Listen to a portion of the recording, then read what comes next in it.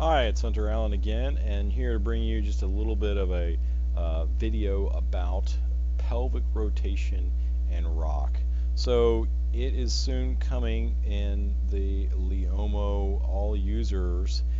You'll have these two new metrics right here, pelvic rotation and pelvic rock. So we now have pelvic angle at all of the level, but in the beta app we've just got these other additional ones.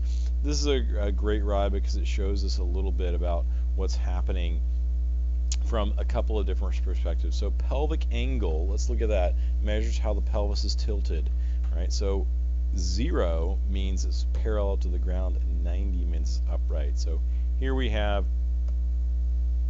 these ones right here that are close to being perfectly upright. So that right away would show you that, hey, he's standing up during that period of time.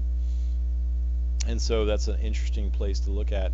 And then as you look down here at pelvic rotation, this is the rotation of the sacrum along the local top bottom axis. So basically it's the right side of the hips of the pelvis moving forward and the left side moving backward, those two things moving forward and backward.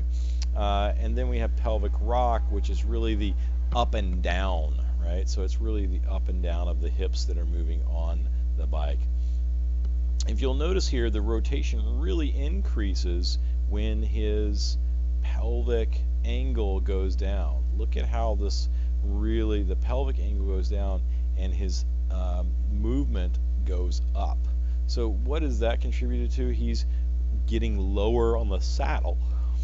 By getting lower on the saddle, that increases his pelvic rotation. Whereas if he's just rolling along, his rotation isn't that much, but all of a sudden as he gets lower, his hips start to move forward and backward even more in each of these two times. So that's very interesting to see kind of how these things play against each other.